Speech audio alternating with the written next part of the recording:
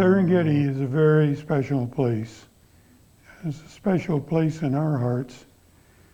Before I spent all that time in Serengeti, I had an assignment from Audubon magazine to do a story starting in 1990 about all the poaching that had been going on in that time period, and it was awful.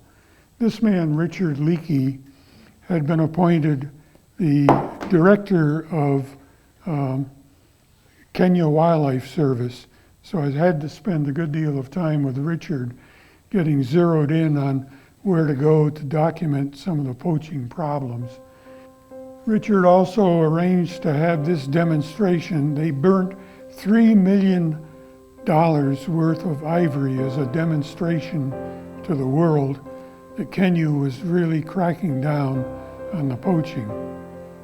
I went to Tsavo National Park, and I can't begin to tell you how awful it was to have to photograph dead elephants that had been killed for their ivory.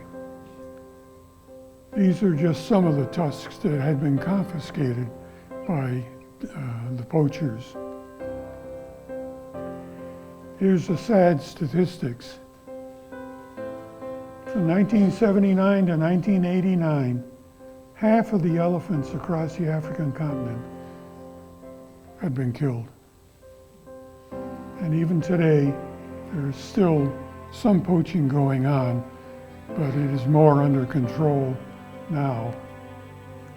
Black rhinos had been difficult to photograph because so many of them had been killed by poachers.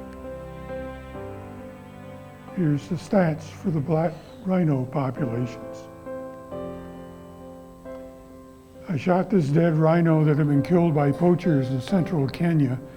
When I sent it into Audubon magazine, I told the publisher, I want that picture in the article. And he said, no, we can't do that.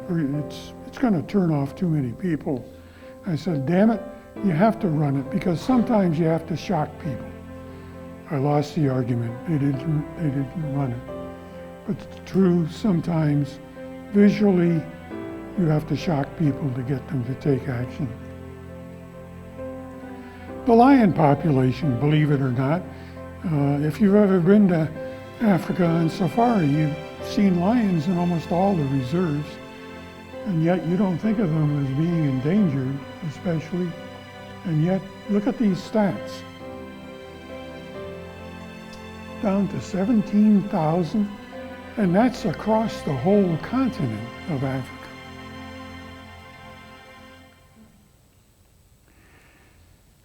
I've gotten to know the Serengeti ecosystem very well. At the heart of it is Serengeti National Park, 5,700 square miles.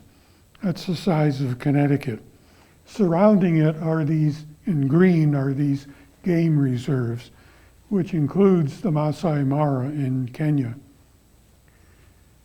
In 2010, we learned that the Tanzanian government wanted to build a major commercial highway slicing right across the heart of the Serengeti ecosystem. The greatest land mammal migration on Earth takes place here, from the Masai Mara into the eastern Serengeti plains at the beginning of the year, through the Serengeti, and then later in the year back into the Masai Mara. And you can see that it would be bisected by this highway that they plan to build.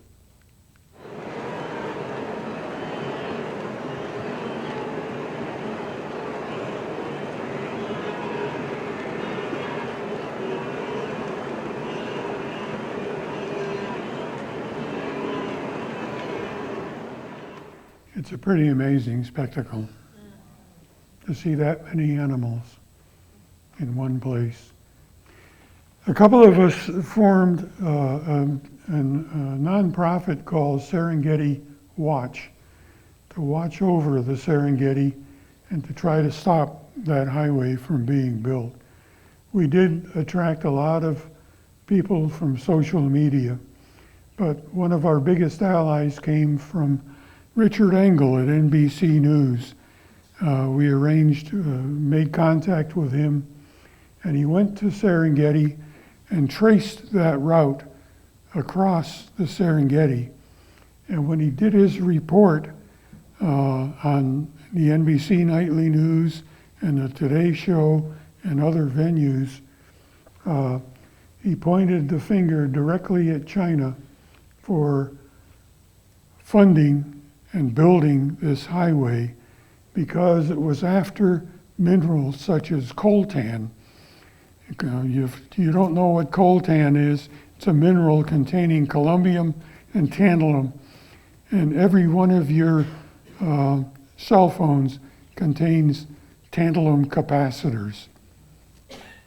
So Richard did a great job in helping to publicize. We also realized that we were outsiders trying to tell Tanzanians what to do with their lands. We needed to reach Tanzanians and to bring along a generation of conservationists in Tanzania. And so far we've been successful. We have a person there who's a young Maasai, a science teacher that we have hired full time, and he does nothing but work with kids on conservation projects and takes these kids in regions around the Serengeti who have never seen wildlife and takes them into the park. And so hopefully we're bringing along more young Tanzanians who will take on the task of protecting their heritage. I want to end by thanking Barbara. She's put up a lot with me. And she's joined me on a lot of my crazy adventures. And she's had to put up with less than deluxe accommodations in certain places. She has made friends all over, wherever she went, including a few lions that I think were actually eyeing her as a potential meal. Anyway, I think she's finally forgiven me for her taking her on her first visit to the mountain gorillas, where we hiked for 5 hours in pouring down rain and ankle-deep mud. Huh? Oh, this is another fine mess you got me into. I want to leave you with this plaque. You don't have to read it because I'm going to recite it, recording of it. I first saw this in the log home of the Murray family, Olis and Margaret Murray in Moose, Wyoming. And it came from a gravestone in Cumberland, England, a very old graveyard. The wonder of the world, the beauty and the power, the shapes of things, their colors, lights, and shades. These I saw. Look ye also, while life lasts.